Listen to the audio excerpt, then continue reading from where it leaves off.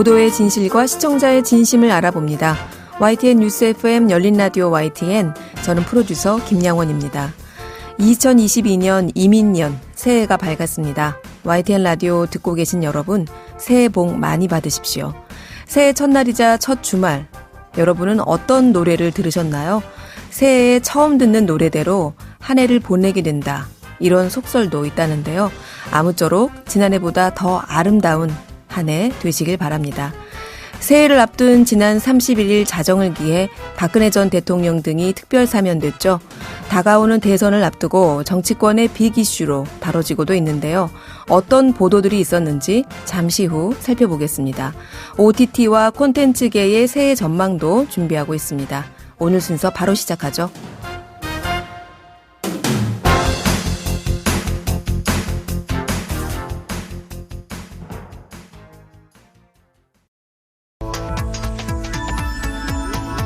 미디어가 전하는 이슈에 대한 다양한 분석과 팩트체크까지 바로 보고 뒤집어 보고 꼭꼭 씹어보기 위한 미디어 비평 프로그램 열린 라디오 YTN.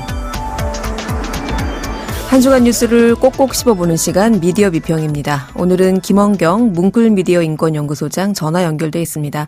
소장님 안녕하세요. 네. 안녕하세요. 네, 새해 복 많이 받으세요. 네, 새해 복 많이 받으십시오. 네. 자, 지난 새해를 앞둔 전날이었죠. 지난 31일 박근혜 전 대통령이 신년 특별 사면으로 석방됐습니다. 네. 예, 이와 관련한 보도 짚어주신다고요?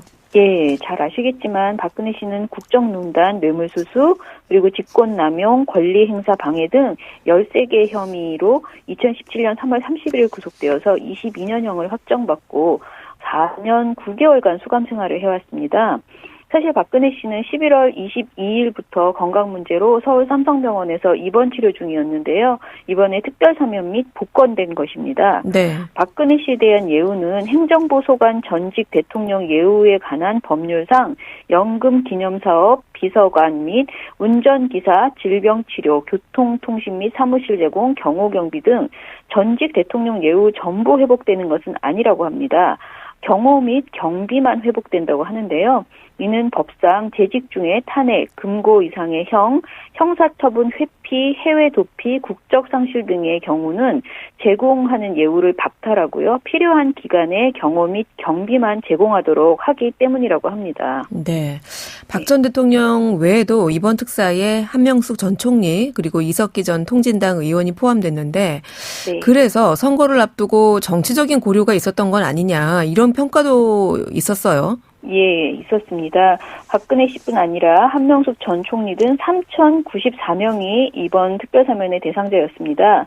한 전 총리는 9억 불법 정치자금 수수 혐의로 2015년 8월에 구속되어서 징역 2년, 추징금 8억 8천을 확정받은 뒤에 2017년 8월에 만기 출소한 바 있습니다. 이번에 복권된 것입니다. 네. 그리고 또 하나 언론의 주목을 받은 것은 이석기 전 통진당 의원의 가석방인데요. 이는 이 12월 20일에 법무부 가석방 심사위에서 별도로 결정된 사항입니다. 이 전 의원은 12월 24일 오전에 가석방되었습니다. 이 전 의원은 혁명 조직 실행행위 모의 등으로 2013년 9월에 구속 기소되어서요. 징역 9년에 자격정지 7년이 확정되었고요. 현재까지 8년 3개월 만에 가석방으로 출소된 것입니다. 한편 이번 특사에는요. 중소기업인, 소상공인, 살인, 강도나 성폭력, 뇌물 등을 제외한 서민생계형 형사범, 그리고 특별배려 수형자, 선거사범, 사회적 갈등 사건 관련자나 낙태사범 등이 포함되어 있습니다. 네. 특히 노동계의 2015년 민중총궐기 주도를 한 이영주 전 민주노총 사무총장, 그리고 2011년 희망버스 주도한 송경동 시인, 제주 해군기지 건설 반대나 사드 배치 반대, 밀양 손전탑 건설 반대, 세월호 관련된 분들도 사면 대상자였습니다. 네, 언론에 많이 보도되진 않았지만 이런 분들도 있었다. 네. 자, 그런데 특히 이 박근혜 전 대통령의 사면에 대한 반응들, 온도차가 좀 있었어요. 네, 특히 시민사회를 중심으로는 비판적인 목소리가 컸고요. 네. 언론은 이를 어떻게 전했습니까? 언론의 입장이 어떤가를 보려면 발표 다음 날인 12월 25일에 신문 보도의 일면 제목과 사설의 논조를 비교해보는 것이 제일 재미있을 것 같아서 그렇게 봤습니다. 네. 경향신문은 일면 머릿기사 촛불 정부 박근혜를 사면하다라는 제목이고요. 사설 끝내 사과도 없이 이뤄진 박근혜 사면 유감스럽다 해서요. 스스로 견지해온 원칙이 허물어졌다. 부패 범죄 정치인 5대 중대범죄 사면 원칙적 배제 약속, 박근혜 사과한 적 없어, 재판 절차도 의도적 거부, 복역 중 보수 야당 총선 승리 응원하는 정치적 행위까지 한 사람이다라고 비판했습니다. 그리고 한겨레 신문은 일면 보도 문 국민통합 절실 시민사회 촛불 배신이라는 제목을 뽑았고요. 사설 원칙 허문 문 대통령의 박근혜 사면 개탄스럽다라는 제목으로요. 결코 동의할 수 없다. 국민통합 도움될지도 의문이다. 전두환 노태우 사면 더 큰 분열로 작용했다. 선거에 영향을 미칠 의도도 문제다라고 보도를 했습니다. 네. 한편 보수 언론들은요, 박근혜 사면은 통합과 미래로 긍정적으로 평가하면서도 이석기 가석방과 한명숙 복권을 더 비판하는 목소리를 냈고요. 심지어 이재용, 이명박 사면을 요구하는 목소리까지 나왔습니다. 예를 들어보면요, 국민일보는 사설 특별사면 통합 기대 속 우려되는 원칙 훼손에서요, 형기 85%를 채워서 가석방 요건을 충족한 이석기 가석방에 대해서 이렇게 말했습니다. 박가의 형평성, 가석방 요건 미달로 양측 모두 반발이라고 비판을 한 것이죠. 네. 그리고 한명숙 전 총리 복권에 대해서도 대법관 전원 유죄에도 잘못을 부인했던 한명숙 복권은 사법체계의 신뢰를 근본적으로 무너뜨리는 것이다라고 비판을 했습니다. 그리고 동아일보는 일면 제목이 문 박근혜 사면 지시 표결 끝에 관철, 그리고 사설은 제목이 박근혜 사면 국민통합과 미래로 가는 계기 대야였는데요. 네. 그 사설에서 박근혜 탄핵 대통령 낙인 자체로 이미 역사적인 책임을 감당했다. 이재용 사면 안 한 게 유감, 아쉽다. 삼성 글로벌 경영의 장애다라고 유감을 표했습니다. 그리고 조선일보는 일면 머릿기사 내 편 구하기에 박근혜 끼워 넣었다라는 제목으로 뽑았고요. 사설 제목은 대선 임박해 한명숙 이석기 끼워 넣은 박근혜 사면이었습니다. 특이한 건 조선일보는 사면에서 사면 배경 의구심이 있다면서 이명박을 제외한 것은 야박하다라고 표현을 했습니다. 네. 여러 보도 내용들을 전해주셨는데 이명박 네. 전 대통령까지는 그렇다고 쳐도 이재용 그 삼성 네. 부회장까지 등장한 보도들도 있었는데 예. 너무 앞서가는 그 사면을 요구하는 이게 한국언론진흥재단이 운영하는 뉴스데이터 서비스에서 12월 24일부터 28일까지 박근혜 사면을 언급한 보도가 몇 건인가 보니 총 1630건이었습니다. 그런데 이 박근혜 사면과 함께 대선을 동시에 언급하는 보도는 901건으로 55%를 차지합니다. 네. 이거는 사실 이번 사면은 뭔가 정치와 그러니까 대선과 연결되어 있다라고 보는 상식적인 판단이 들어간 것으로 보입니다. 네. 하지만 박근혜 사면과 이재용 사면을 동시에 언급하는 기사, 이것은 사실 좀 굉장히 너무 앞서가는 내용이잖아요. 네. 그런데 이런 내용이 94건으로 총 보도에서 6%나 차지하고 있습니다. 그리고 더 황당한 것은 박근혜 사면 발표가 나기 직전까지만 해도요, 건강 악화로 동정론을 뿌리면서 사면 여론에 에드벌룬을 띄웠던 언론 보도가 꽤 많았거든요. 네. 그런데 정작 사면이 되자 박근혜 대선 역할론, 윤석열과의 관계 설정으로 대선 좌우 등의 정치적 권위를 부여하는 보도들이 나오기 시작했다는 겁니다.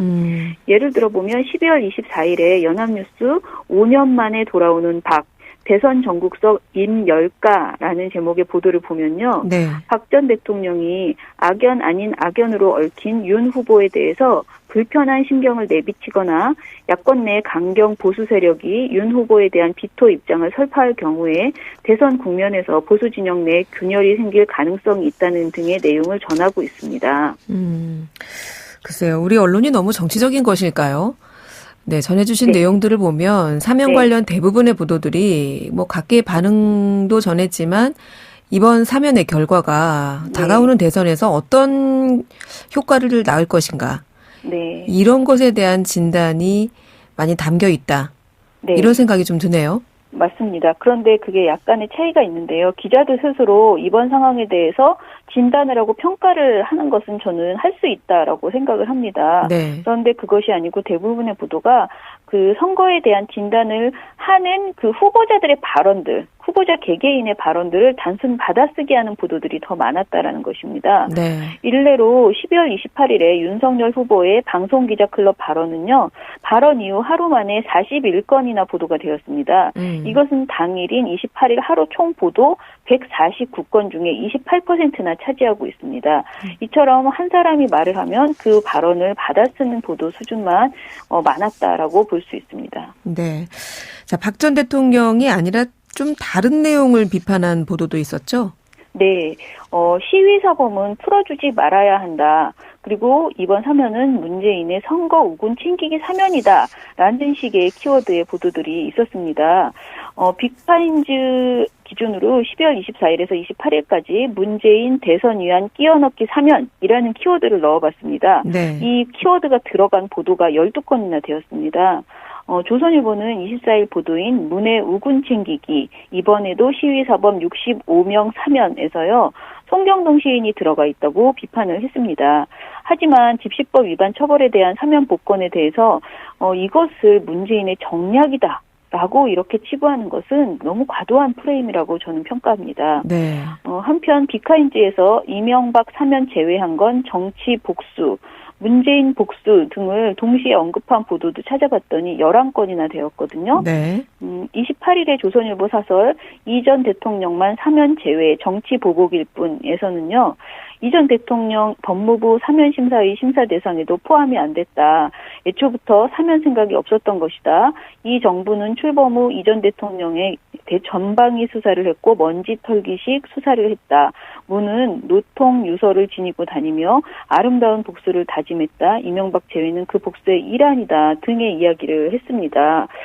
이런 것들도 지나치게 그 추측성 그런 비판을 한 것이 아닌가 이렇게 생각이 됩니다. 네, 그렇군요. 네. 자, 소장님 보시기에 이번 신년 특사 관련한 보도 내용 중에 좀 소개해주고 싶은 보도는 없으셨어요?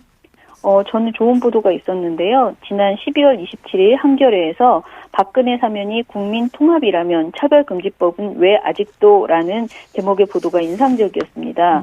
이주빈 기자의 이 보도에서는요. 도대체 누구와 무엇을 위한 국민 대통합인지 되묻지 않을 수 없다라는 성소수자 김민수 씨의 발언을 전하면서요.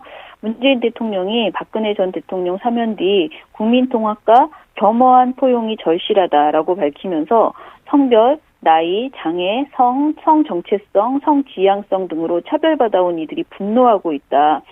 이들은 진짜 국민통합은 차별금지법 제정이라고 입을 모았다라고 보도를 했습니다. 이 보도에서는요, 차별금지법 제정에 대한 입법 상황을 전하면서 한상희 건국대학교 법학전문대학원 교수의 발언도 전했는데요. 한상희 교수는 통합이라고 했을 때는 가장 먼저 고민해야 하는 것은 사회에서 소외되고 배제된 집단들, 소수자 집단들을 우리 이웃으로 받아들이는 것이다 라고 말했습니다. 빅카인즈에서 12월 24일에서 28일까지 진정한 통합은 소수자 차별 금지라는 목소리를 담은 보도가 있나 찾아봤더니요.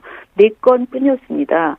제가 보기에는 이번 박근혜 사면 보도에서 가장 심각한 문제는 근거와 실체가 없는 각종 정치공학적인 셈법만 난무했을 뿐 정말 법치와 공정에 대한 진지한 토론이 부족했다라는 것. 그리고 국민통합이라는 말이 이번같이 이렇게 사용되는 것이 맞는지에 대한 언론의 진지한 접근이 부족했다라고 아쉬움을 표할 수 있습니다. 그렇군요. 네. 문재인 대통령도 이번 사면을 단행하면서 이렇게 밝혔죠. 이번 사면이 생각의 차이나 찬반을 넘어서 통합과 화합, 새시대 개막의 계기가 되기를 바란다. 네. 네. 근데 오늘 전해주신 내용들을 보면 네. 언론 보도들이 통합과 화합보다는 갈등과 분열 이런 것들을 네네. 부추기는 면은 없지 않았나 이런 생각이 좀 드네요. 네, 그렇습니다. 네, 알겠습니다. 오늘 말씀 고맙습니다. 예, 감사합니다. 네, 지금까지 김원경 뭉클미디어 인권연구소장이었습니다. 진실을 전합니다. 진심을 다합니다. 시청자 여러분의 목소리에 귀 기울이는 YTN 뉴스 FM 열린 라디오 YTN. 토요일 저녁 8시 20분에 방송됩니다. 한 주간 YTN 라디오에서 방송된 프로그램들을 모니터링하고 평가해 보겠습니다.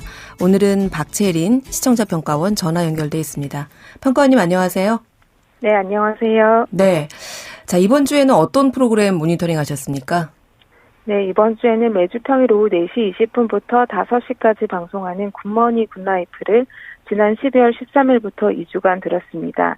그리고 평일 아침 7시 20분부터 8시 56분까지 방송하는 황보선의 출발 새아침도 함께 모니터했는데요. 진행자 황보선 앵커를 대신해 방송인 김재동 씨가 진행한 12월 27일부터 3일간의 방송을 들었습니다. 네, 굿모닝 굿라이프 그리고 출발 새 아침 어떤 프로그램부터 살펴볼까요? 네, 굿모닝 굿나이프부터 말씀드리겠습니다. 특정 유형의 보험에 대해 여러 차례 다루면서도 보험의 단점만 강조해서 결과적으로 설명이 부족했다는 점을 짚고 싶습니다. 지난 2주간 굿모닝 굿라이프에서 가장 많이 언급한 보험이 갱신형 보험인데요. 총 11치 방송 중 5일치 방송에서 비갱신형 보험이 가격 측면에서 유리하다는 전문가의 의견을 전하고 관련 사연을 소개했습니다. 갱신형 보험보다 비갱신형 보험이 부담이 적다는 걸 여러 차례 강조한 것입니다. 예를 들어보면 12월 13일 월요일 소소하지만 확실한 경제 코너에서 갱신형 보험 제대로 알기라는 주제로 방송을 진행했습니다. 갱신형 보험은 갱신 이후 보험료가 증가한다며 갱신 보험료의 단점을 짚고 이어지는 코너에선 갱신형 보험을 구매해 손해를 본 사연을 소개했습니다. 20일과 24일에도 갱신형 보험으로 비싼 보험료를 내야 했던 사람들의 이야기를 전했습니다. 위험성을 충분히 설명해 준 것은 유익했지만 의아했던 부분은 갱신형 보험은 부담만 높고 심지어는 보장 범위도 충분하지 않을 때가 있다고 이야기를 하는데 그렇다면 상품은 왜 파는 걸까? 어떤 가치가 있는가 하는 의문이 들었고요. 해당 방송에서 장단점을 충분히 설명하지 않고 있는 건 아닐까 하는 생각도 들었습니다. 네. 라디오를 듣다가 궁금해져서 찾아보니 갱신형 보험의 경우 갱신 시점에 보험료가 인상될 가능성이 크지만 비갱신형과 비교해 초기 보험료 부담이 적었습니다. 또 고령층이라 비갱신형 보험 가입이 부담스러울 때 사용할 수 있다는 장점도 있었습니다. 위험성을 강조하는 것도 좋지만 장점에 대해서도 충분히 알려주는 게 청취자들의 보험 구매에 좀 더 도움이 되진 않을까 하는 생각이 들었습니다. 네. 보험 상품의 명암, 장단점을 좀 비교해서 설명했으면 더 좋았겠다. 이런 평이시고요. 다른 내용도 있을까요? 네, 굿모닝 굿나이프에서 원금 손실이 날 수 있는 펀드 상품임에도 수익률을 특정해서 마치 확정된 이익률인 것처럼 오해하게 만드는 내용이 있었습니다. 지난 12월 14일 화요일에 방송된 전지적 전문가 시점 코너에서 한 청취자의 재무 구조를 리모델링한 결과를 설명해주면서 달러와 금에 투자해 약 3.5% 수익이 날 수 있도록 했다. 그래서 원금 9천만 원에 더해 700만 원의 추가 이익을 마련할 수 있게 리모델링을 해줬다고 설명한 부분이 있습니다. 네. 달러와 금이 안전자산인 건 맞지만 수익률을 꼭 집어 특정하는 것은 조심해야 한다는 생각이 들었습니다. 금만 살펴보면 금펀드 상품도 금을 캐는 기업에 투자하는 등 주식과 크게 다르지 않게 구매하기 때문에 이익이 얼마가 난다는 예측은 신중해야 합니다. 그런데도 수익률 3.5%가 확정된 이익인 것처럼 이야기해서 오해를 부를 수 있는 내용이었습니다. 또한 최근엔 금이 안전자산이라는 통념과 달리 금펀드의 변동성이 커지고 있다는 기사도 어렵지 않게 찾을 수 있어서 투자자에겐 정확하지 않은 정보가 될 수도 있겠다라는 생각이 들었습니다. 네. 자, 이번에는 김재동 씨가 4일간 진행을 했는데요. 출발 새 아침에 대한 모니터평 한번 들어볼까요? 네, 전반적으로 질문이 날카롭지 못했던 점이 아쉬웠습니다. 또 질문이 적재적소에 이루어져야 다음 화제로 내용이 전환될 수 있는데 그렇지 못했고 또 그러다 보니 여야 출연자에게 발언 기회를 균등하게 주지 못하는 경우도 발생했습니다. 지난 12월 28일 화요일에 방송된 대선 기획 초선 열정 코너에서 김남국 더불어민주당 의원 그리고 이영 국민의힘 의원이 출연해 후보별 경제 공약에 대해 이야기했습니다. 이영 국민의힘 의원은 윤 후보 경제 공약이 행복경제, 포용성장을 담고 있다라고 설명을 했는데요. 그러자 김남국 의원이 구체적인 공약을 말해달라고 했습니다. 한쪽에서는 구체적인 것을 제시해달라라고 했고 다른 쪽에서는 그런 요구는 공격을 위한 공격이다 대응을 하면서 정치적 공방으로 흘러갔습니다. 이때 진행자가 화제를 전환하거나 구체적인 정책을 요구하는 질문을 재차 던지는 방식으로 진행을 했다면 토론이 불필요한 공방으로 흐르는 걸 막을 수 있지 않을까 하는 생각이 들었고요. 그리고 결국 시간이 부족해져서 국민의힘 정책만 언급하고 더불어민주당 정책은 다뤄보지 못한 점도 아쉬웠습니다. 네, 진행자의 시간 배분 때문에 되려 균형감에 문제가 생길 수 있었다. 이런 평가신 것 같습니다. 오늘은 굿모닝 굿라이프 그리고 방송인 김지동 씨가 진행한 출발새 아침 이 두 프로그램에 대한 시청자 평가원의 의견 들어봤습니다. 오늘 말씀 고맙습니다. 네, 감사합니다. 네, 지금까지 박채린 시청자 평가원이었습니다. 열린 라디오 YTN에서는 시청자 여러분의 목소리를 듣습니다. 참여 신청과 의견은 유료 문자 샵 0945 우물정 0945나 YTN 라디오 프로그램 열린 라디오 YTN 게시판을 통해 남겨주세요. 뉴미디어 트렌드 함께해 주실 분입니다. 콘텐츠를 사랑하는 분이시죠. 뉴아이디의 김조한 이사 전화 연결돼 있습니다. 김 이사님 새해 복 많이 받으십시오. 네, 새해 복 많이 받으세요. 네. 자, 2022년 새해 첫 방송을 함께 하게 됐는데요. 사실 네. 저희가 지난달에 못 뵀잖아요. 네, 그렇습니다. 네. 그래서 사실은 지난 한 해의 결산도 못 했어요. 그래서 자, 이번 시간에 새해 첫 방송이긴 하지만 2021년을 한번 마무리해보고 또 새해 뉴미디어에는 어떤 일들이 기대가 되는지 한번 짚어보는 그런 시간으로 진행을 해보겠습니다. 네. 자, 항상 이 시간에 2주의 화제 영상을 꼭 전해주셨잖아요. 네네네. 네. 지난 2021년, 지난 한 해 동안의 화제 영상을 한번 좀 정리해볼까 싶은데. 네. 네. 몇 개의 키워드로 나눠서 얘기해보면 될 것 같은데요. 네. 세 가지 정도로 줄여볼 수 있을 것 같아요. 일단 세계적인 흥행 하면 뭐가 떠오르시나요? 오징어 게임? 맞습니다. 오징어 네. 게임, 그리고 그 넷플릭스의 지옥도 네, 있었죠. 그랬죠. 네, 진짜로 올해도 그런 콘텐츠들이 계속 나올 거라고 기대하고 있습니다만 정말 작년에는 상상도 못할 일이 벌어졌던 것 같고요. 네. 또 이제 방송 중단 그다음 논란 이런 키워드들도 좀 있었습니다. 그래서 지상파에서 중간에 있었던 SBS의 조선구마사가 이제 방송 중단이 됐었고요. 네. 그리고 중단은 아니지만 여전히 이제 이슈가 되고 있는 JTBC의 설광화가 이제 안기부 간첩미화 논란으로 국민 청원까지 좀 받고 있는 상황이고요. 네. 그리고 여성 중심 콘텐츠들이 굉장히 또 인기를 끌었죠. 특히 그 엠넷에서 방영을 했던 스트레이트 우먼 파이터 수우파라고 하는 콘텐츠가 굉장히 또 화제가 됐었고, 네. 화제가 되다 보니까 오히려 논란이 되기도 하고 있는 그 SBS의 골 때리는 그녀들 콘텐츠도 있었고요. 네. 그리고 OTT에서는 이제 술꾼도시 여자들이라는 티빙 오리지널 콘텐츠가 또 굉장히 큰 화제가 됐던 해였던 것 같습니다. 네. 이른바 K 콘텐츠라는 어떤 새로운 단어를 만들어낸 한 해이기도 했고, 넷플릭스의 아까 설명해 주신 오징어 게임이나 지옥 이런 한류 콘텐츠들을 통해서 말이죠. 그리고 또 하나가 마지막에 전해주신 것처럼 여성들이 전면에 등장하는 콘텐츠들이 큰 유행을 타는 그런 한 해이기도 했던 것 같아요. 맞습니다. 네. 자, 이렇게 우리나라에서는 이런 것들이 지난 한 해 동안 그 키워드로서 정리해 볼 수 있는 콘텐츠들이었다면 우리나라 제외하고 2021년을 정리할 수 있는 아이콘이라고 해야 될까요? 어떤 것들이 있을까요? 음악계에서는 BTS도 굉장히 큰 화제를 했던 것도 사실이고요. 맞네요. 작년에 사실 이제 가장 화제라고 하면 올리비아 로드리고라고 하는 신의 아티스트의 등장입니다. 네. 2021년 초에 데뷔를 해서 그 디지털 올해 차트 50위권에 4개의 노래를 올렸고요. 네. 그 스트리밍만 22억 건. 그리고 디지털 컨텐츠 판매로는 그러니까 곡당 판매하는 걸로는 52만 곡을 판매했고 매출만 140억 원을 냈어요. 물론 이제 앨범 판매량이나 이런 피지컬한 물리적인 판매 이런 것들을 제외하고 디지털에서만 이런 엄청난 퍼포먼스를 냈고요. 네.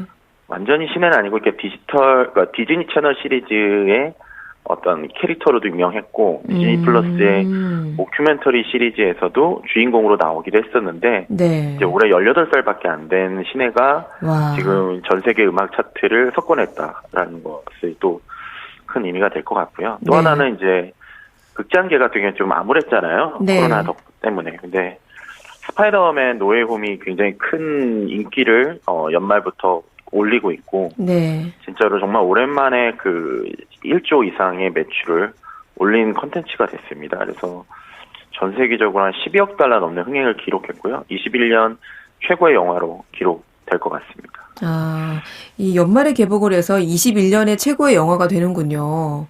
개봉한 지 한 달이 안 됐는데 네. 이제 지금 작년 모든 스코어를 다 지금 갈아치우고 있거든요. 그렇군요. 우리 앞서 소개해줬던 우리 BTS 얘기도 한번 해주세요.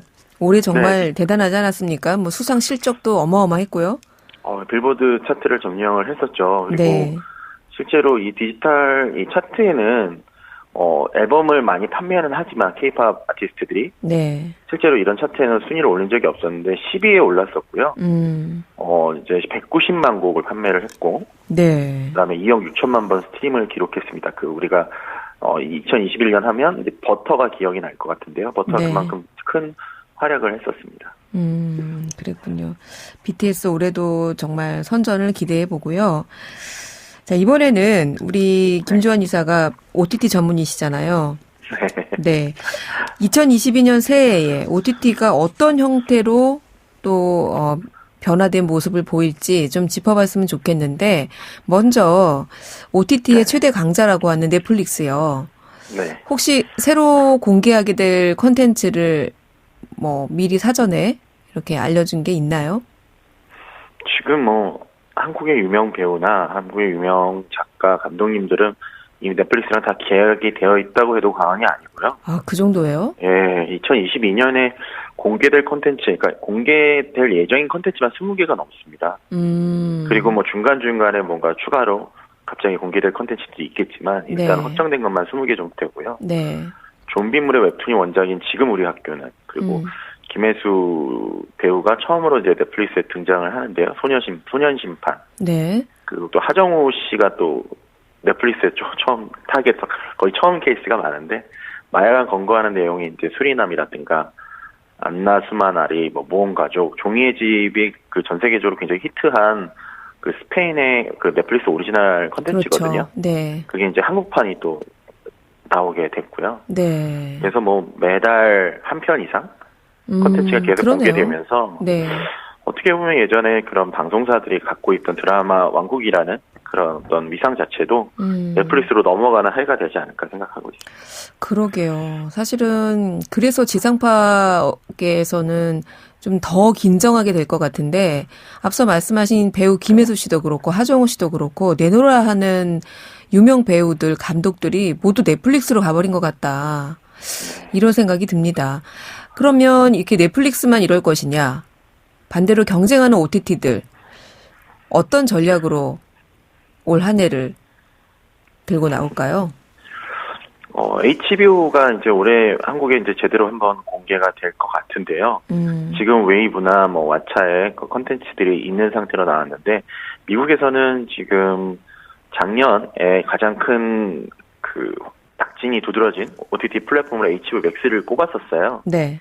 그 이유는 이제 작년에 극장과 동시 개봉을 했거든요. OTT에서 이제 영화관에서도 나오지만, 네. HBO 맥스에서도 동시에 그 영화를 볼 수 있는 이런 기조를 계속 이어갈 것으로 보이고요. 네.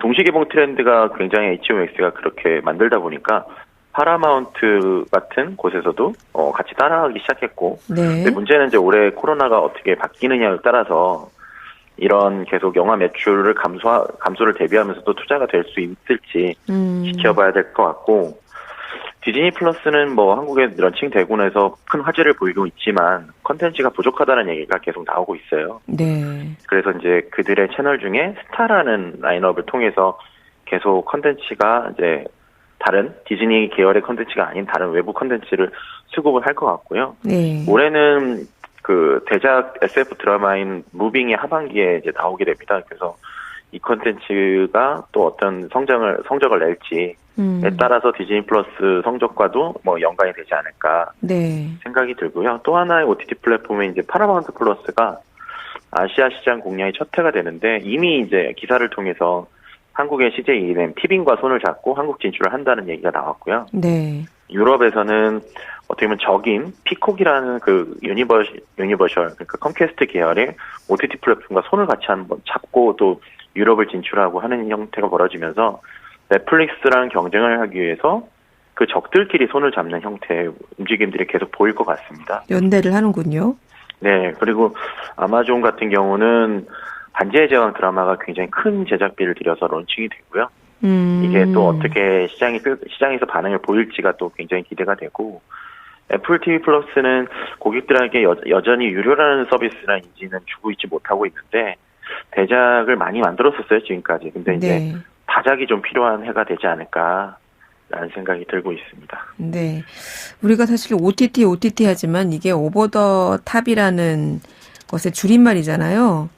네. 셋톱박스를 넘어서 이런 뜻인데 이 뜻처럼 미디어 업계 그리고 방송가의 콘텐츠 전략이 좀 뭐랄까 변화가 예상되는 대목이 좀 있을 것 같아요. 유튜브 얘기를 또 해야 될 것 같은데요. 그 대선에서도 유튜브가 굉장히 큰 역할을 하고 시작을 하고 네. 미디어로서의 역할을 굉장히 크게 하고 있는데 네. 컨텐츠 제작은 좀 줄일 것 같아요. 오리지널 컨텐츠에 대해서 투자를 계속 해왔던 부분들이 좀 줄이면서 오히려 파트너십을 통해서 어떤 TV 쪽에 들어가려는 전략을 보일 것 같고요.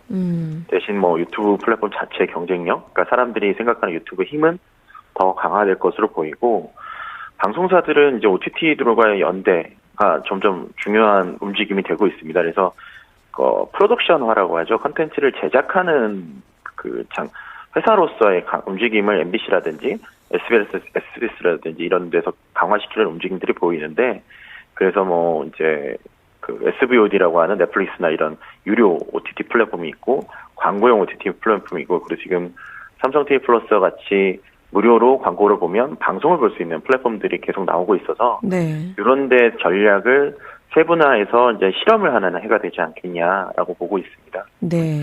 그리고 이제 집에서 그러니까 TV를 보는데 TV를 켜지 않는, 그러니까 코드 오프, 코드 네버 그 세대가 점점 늘고 있거든요. 그러니까 저희 집에는 IPTV나 뭐 케이블 TV 보고 있는데 켜보질 않는 거죠.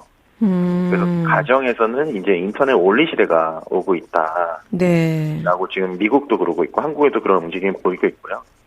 그래서 코드 오프나 코드 네버 시대에는 그 미국 같은 경우는 가상 유료 방송 플랫폼이라고 하는 vMVPD라는 플랫폼이 좀 그래도 조금 떠오르고 있는데, 한국에서는 희한하게도 이제 웨이브라든가 티빙 같이 라이브 방송을 보면서도 그 동영상 서비스를 즐길 수 있는 서비스들이 좀 더 부각되지 않겠냐라고 보고 있습니다. 집에서는 코드 오프, 코드 네버 완전히 TV가 있어도 TV를 켜지 않고 그럼 집에서 다 각자 방에서 모바일로 시청을 하나 보죠? 뭐 모바일로 할 수도 있고, 예를 들면 넷플릭스를 시청하면 이제 우리가 보는 방송 자체를 보는 건 아니잖아요. TV에서 넷플릭스를 보고 뭐 웨이브를 보고 티빙을 보고 하는 것들이 결국에는 내가 유료 방송을 보고 있지만 키진 않게 되는 네. 그런 시대가 될 수도 있다라고 보고 있는 거죠. 정말 큰일 났네요. 우리 방송사들 어떻게 해야 되나 저는 이런 생각이 드는데, 알겠습니다. 자, 마지막으로 우리 국내에서 게임 체인저 역할을 하고 있는 콘텐츠사죠. 카카오, 네이버. 이 회사들은 또 새해 어떤 전망이 제기되고 있습니까? 지금 작년만 봐더라도 어마어마한 합병들을 많이 했었습니다. 그리고 글로벌을 뭔가 자기들이 개척하기보다는 글로벌로 잘하고 있는 플레이어들과 인수나 투자 이런 걸 통해서 계속 확대하는 모습을 보여줬고요. 네. 앞으로도 이런 모습을 계속 보이면서 자체적으로 영향력을 키울 것으로 보고 있습니다. 그러니까 뭐 예를 들면 최근까지도 제작 영화사라든가 스튜디오 돌고래 유괴단 뭐 이런 걸 인수하거나 아니면 웹소설 플랫폼인 카카오 같은 경우는 레디시라든지 타파스라든가 이런 것들을 인수를 계속 해왔고요. 그 다음에 네. 카카오 저펜의 그 OTT 플랫폼, 그 웹툰 플랫폼이죠. 피코마가 굉장히 잘 되고 있거든요. 네. 이런 쪽에 또 투자를 유치하면서 점점 더 강화시키고 하는 무슨 움직임들을 뭐 2022년에도 멈추진 않을 것 같고요. 계속 강화할 것 같고, 네이버도 마치 카카오와 경쟁하듯이 지금 계속 투자를 해왔거든요. 네. 작년에 뭐 웹소설 플랫폼 와패드도 인수했고, 그다음에 이제 뭐 웹툰 스튜디오도 계속 투자하는 부분들, 그다음 티빙에도 투자하면서 계속 이제 OTT 쪽에도 발을 담그려고 하는 움직임들, 네. 그리고 웹툰 쪽을 계속 강화하려는 움직임이 보이고 있습니다. 그러니까 소설과 웹툰이 어떻게 보면 주요 IP의 이제 출처라고 생각을 하는 부분이 있다 보니까 그 컨텐츠의 시작인 이런 IP에 대한 투자를 네이버랑 카카오는 계속 할 것으로 보이고 있습니다. 그렇군요. 새해에도 우리 김주원 이사가 하실 일은 더 많이 늘어날 것 같아요. 그래야죠. 지금 벌써 다른 것만도 저희가 K 콘텐츠뿐만 아니라 OTT에다가 지금 카카오 네이버까지 그렇습니다. 저도 더불어 기대를 해보고요. 오늘 말씀은 여기까지 듣겠습니다. 고맙습니다. 네, 감사합니다. 네, 지금까지 뉴아이디의 김조한 이사였습니다.